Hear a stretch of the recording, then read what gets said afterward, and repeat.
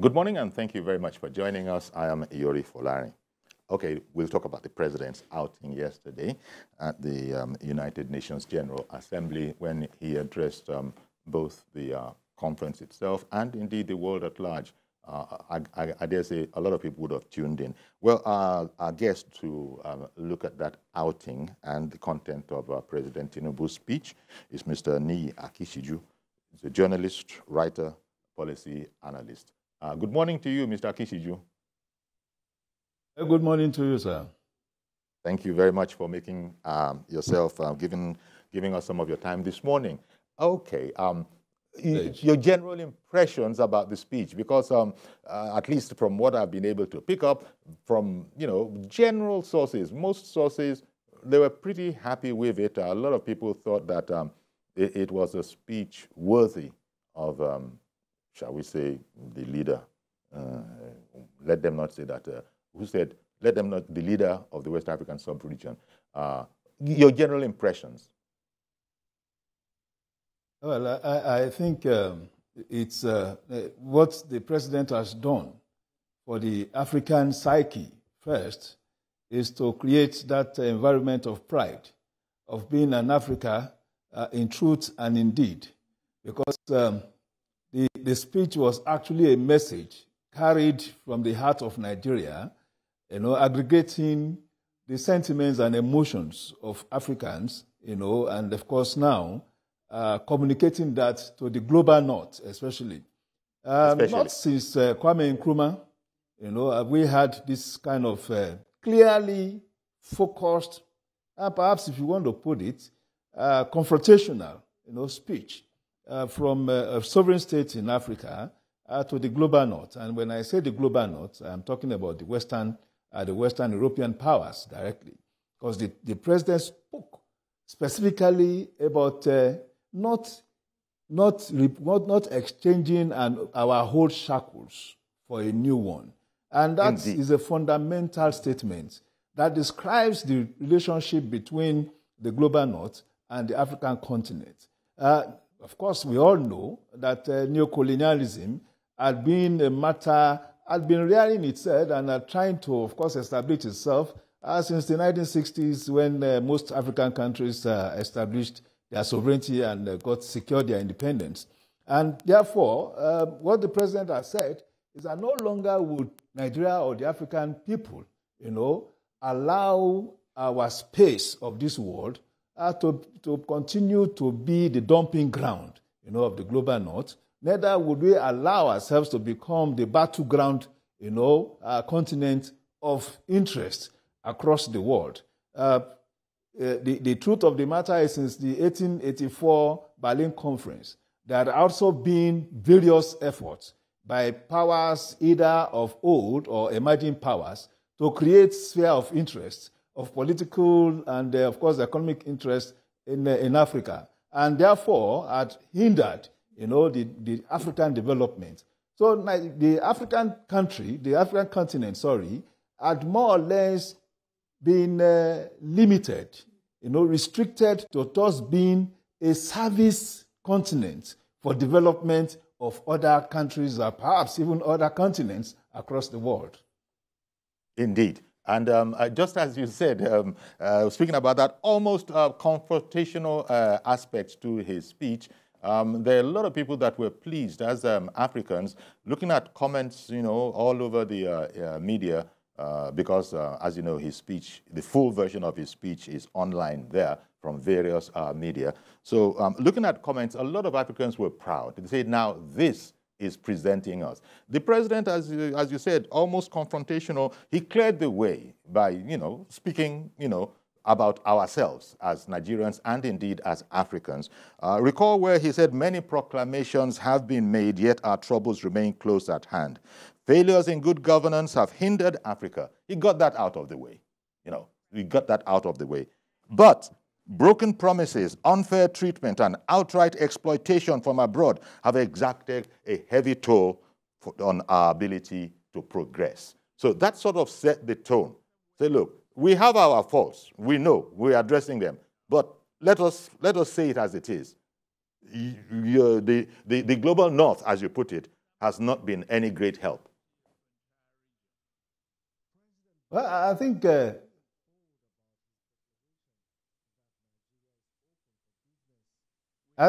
going forward, what the president is actually proposing is a new model of relationship between the global north and the African continent. No longer the undercurrent of that speech tells us that, or rather indicates that no longer would the African countries or African countries be a dependent continent where we wait for handouts, where we wait for aids for us to survive.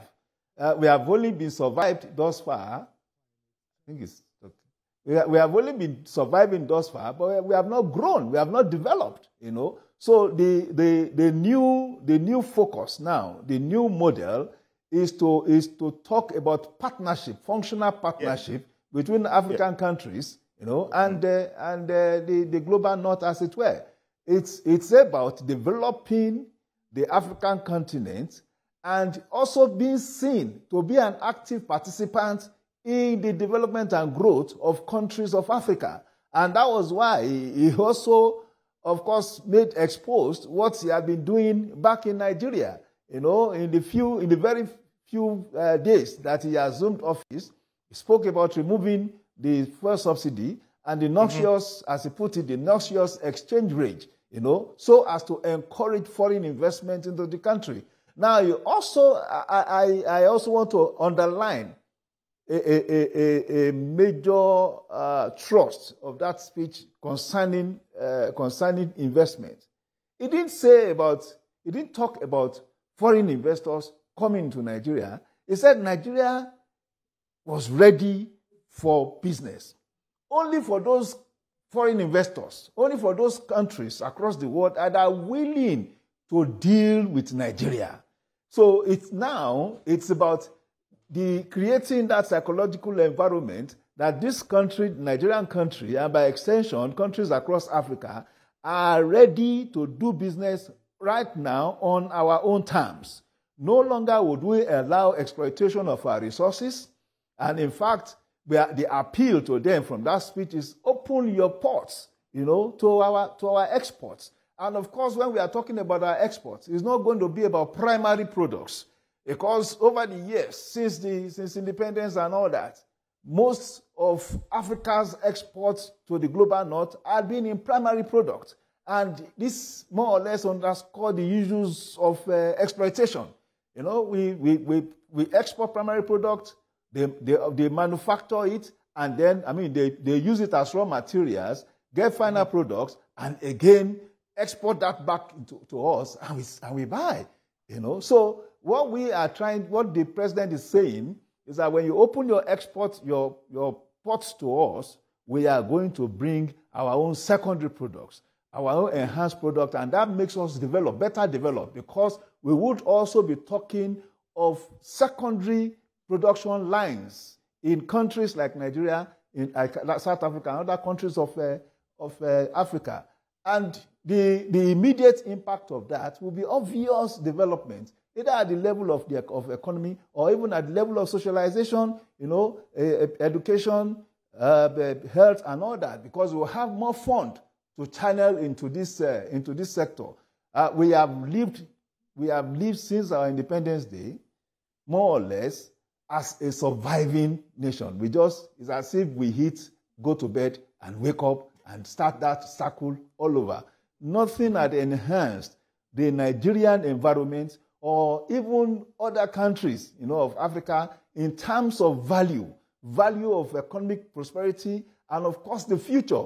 And the president talked about that Nigeria, the African continent, is actually the key to the global future, because this is where you still have people who have values, people who are properly brought up, and more than that, where you have resources of all sorts that God had deposited in the continent. Indeed. And all of what you've just said, the president indicated as a, so to speak, standing up, as it were, standing up straight. That is where he spoke about seeking an equally firm commitment to partnership. That was very, very important. Yeah, partnership, but an equally firm commitment to partnership, enhanced international cooperation with African nations to achieve, indeed, the 2030 Agenda and Sustainable Development Goals. So he was interweaving the Nigerian aspiration, it seemed to me, with the more general goals of the African continent. And again, around that area, he was saying that, look, that is not to say that we haven't had our issues. Both long-standing, internal and external factors, quoting the president directly now, Nigeria and Africa's economic structures have been skewed to impede development, industrial expansion, job creation, and the equitable distribution of wealth, signaling that, look, all of that has to be in a bygone era. It's not going to be business as usual. It's pretty much indicative of the way he came on when he took up the mantle of leadership in Nigeria. He said, look, some tough things are going to have to be done. It's not going to be business as usual. In fact, as you said, when you started off with that, when you characterized his presentation as, almost confrontational, but it was a proud African. He was speaking up as an upright African, and that, look, those times are gone. We'll be looking at a different kind of relationships. And as you just pointed out, it was underlined in there that Africa is indeed the key once we're going to have an equitable and mutually beneficial relationship. He spoke also about democracy in Africa and his efforts as the chairman of the president, as the chairman of ECOWAS, which was important. He spoke to the fact that, look, the wave of coups happening, as you recall, he spoke about what that was and what it shouldn't be read as. It's a matter of certain yearnings and aspirations. Speak about that, because Tinubu took that to the international stage. I think in different ways, we should actually thumb our chest that we have a president that could beautifully, interweave issues in Nigeria and create a connection with other countries of Africa.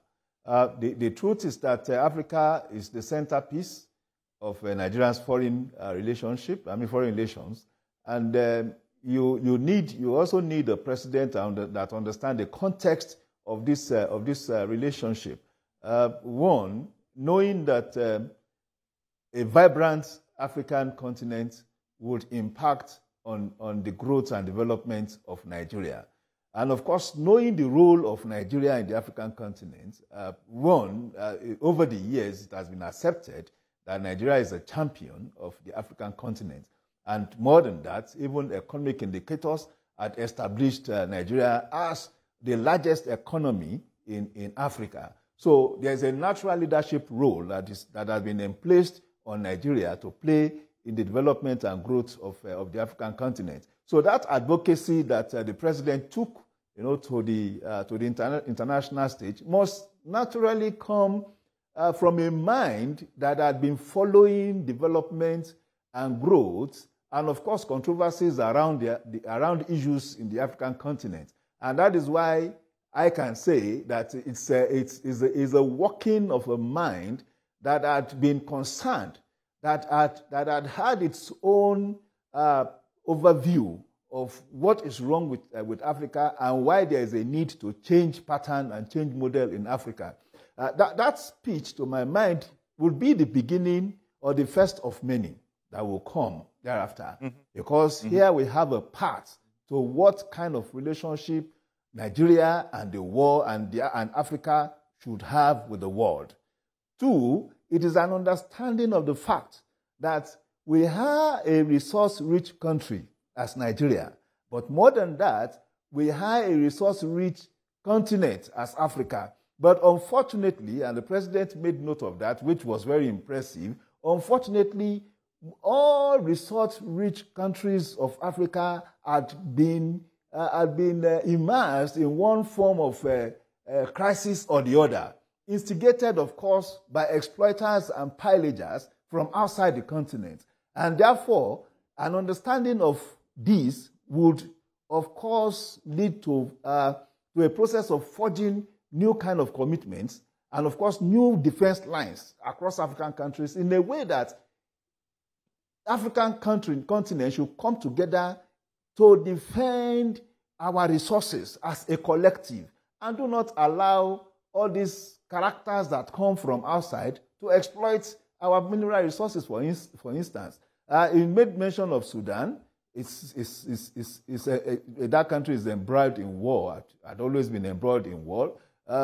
Central African Republic, since forever, perhaps has the largest, with Congo, has the largest deposit of mineral resources of all sorts anywhere in the world, but had never had 1 year of peace. It had always been about one form of crisis or the other. It's the same thing with Mali, and on and on.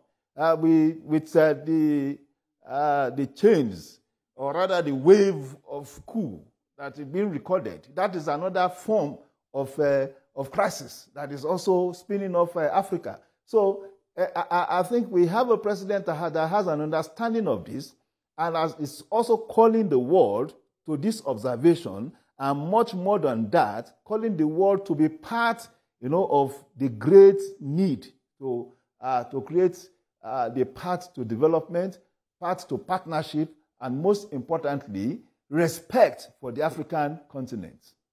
Indeed, and saying no to exploitation was the clear message that President Tinubu put out there. The question, as he put it, is not whether Nigeria is open for business. The question is how much of the world is truly open to doing business with Nigeria and Africa.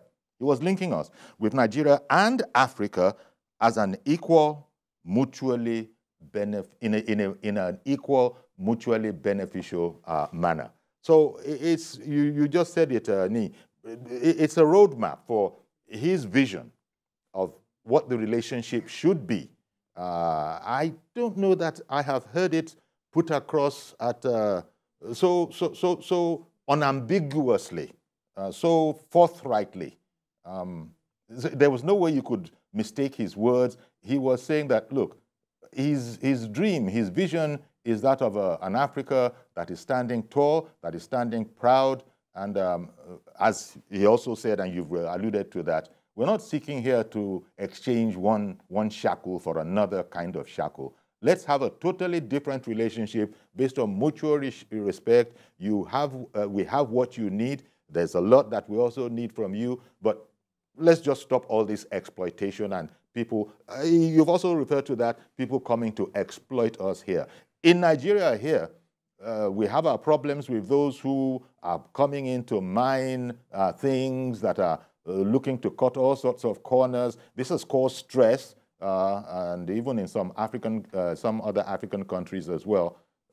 Things have just been going on, as it were, as if anything goes. It's like President Tinubu was signaling that his vision is that it shan't be anything goes, because anything doesn't go in the global north. And so let it be like that in Africa too. Many people watch that speech, at least going by the comments that you read later on after the speech, were saying that they really felt proud to be African, following the way Tinubu had put across his address to the world. Well, I also like... All right. Yes, please continue, sir. Yeah, I also like the dimension it took to the climate change commitment. There has been a lot of a huge advocacy in the global north around the climate change. Of course, commitment to net zero carbon and all that. But the truth of the matter is, the major advocates of climate change policy had been, or this net zero policy, do not remind us, or they tend to forget the fact that in Africa as a whole had not even contributed 3% of the total factors that had led to the possible crisis we are now, of course, experiencing across the world precipitated by climate change, as it were. And my own concern is that for every cycle of such advocacy, and it's not just the first time, when coal, for instance, was to be taken out of the factors of energy creation and energy production, we in Nigeria quickly abandoned our coal pits in the southeast. I know that the Nigerian southeast had a huge deposit, even up to now, of coal, the Enugu coal pits and other of sort. But it wasn't until later in the years, especially when we were growing, that we also knew that coal pits were still active in the global north, in Britain, in the US. They were actually using the coal pits to drive development while we had abandoned our own. Meanwhile, we still have a huge sub-deposit of crude oil, huge deposit of natural gas, huge deposit of LPGs and all that.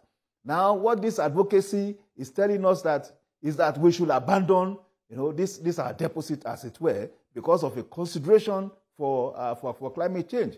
But the president is saying, yes, we are going to protect this environment. We are going to protect this universe, as it were. But it has to be on our terms.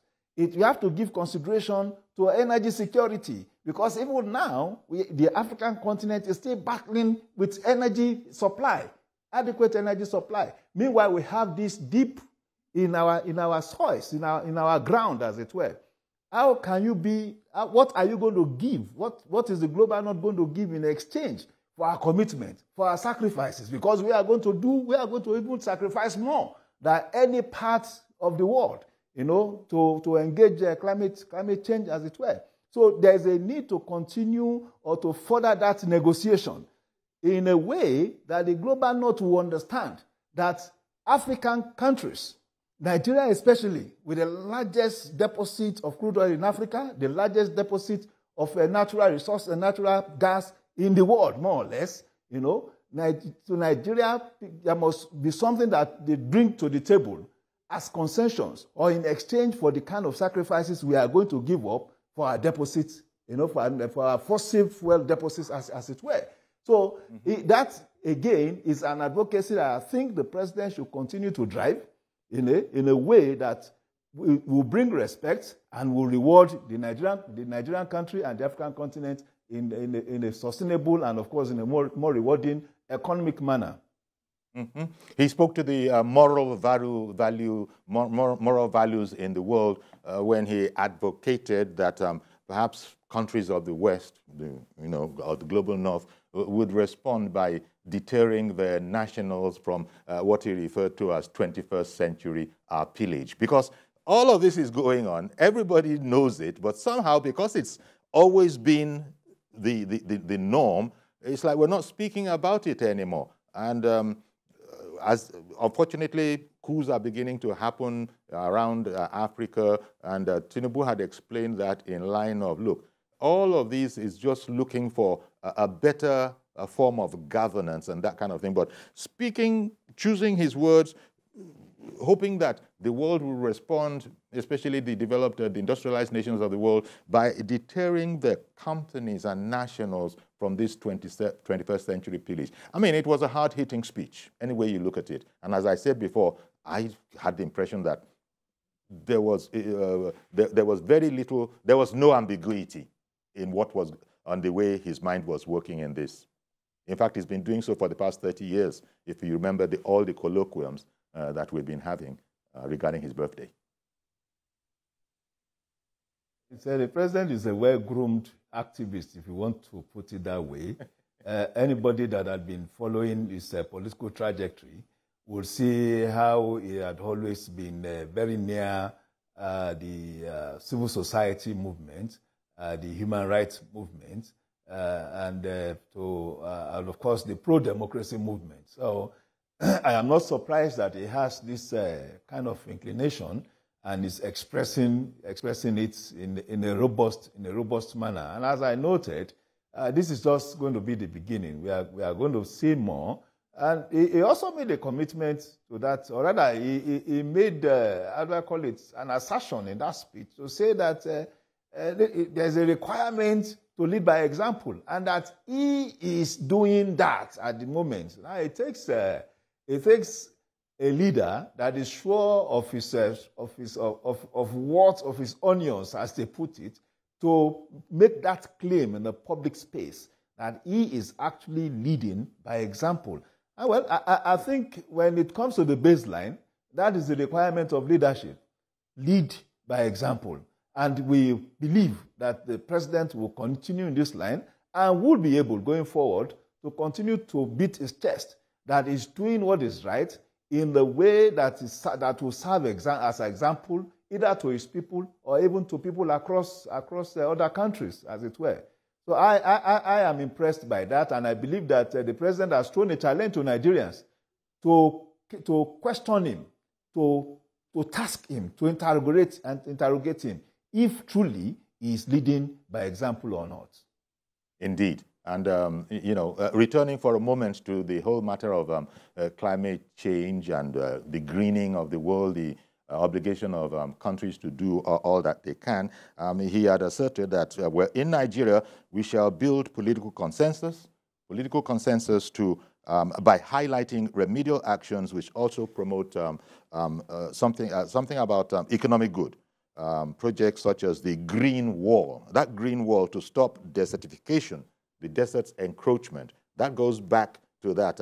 As a matter of fact, that was an interesting one because not very many people knew it, that President Tinubu, or by extension, the country, was thinking along those lines. You know, the encroaching desert and what it is, the havoc it is raising, and, the danger to our people that are seeking to cross it, needlessly dying. So there's all of that in there. So there's a sense in which he spoke to the whole green agenda as well. It was a diverse speech, but all of it, I imagine, all of it, if anybody wanted to know what's the new direction, shall one put it like that, in Africa, President Tinubu's speech gave a very good account of what such a direction could be.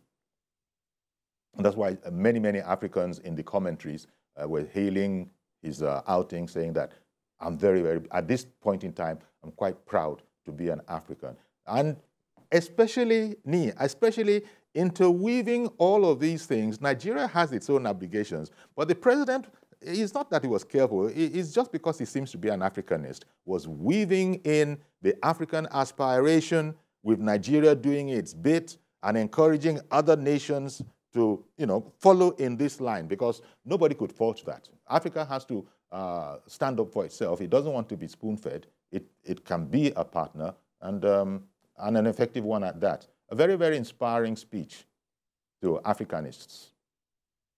How the West responds to it is another question.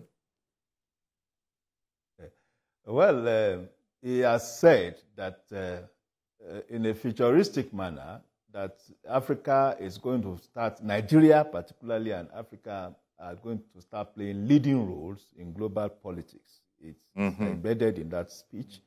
And yes. To that extent, what it's actually doing is a rallying cry to other African countries.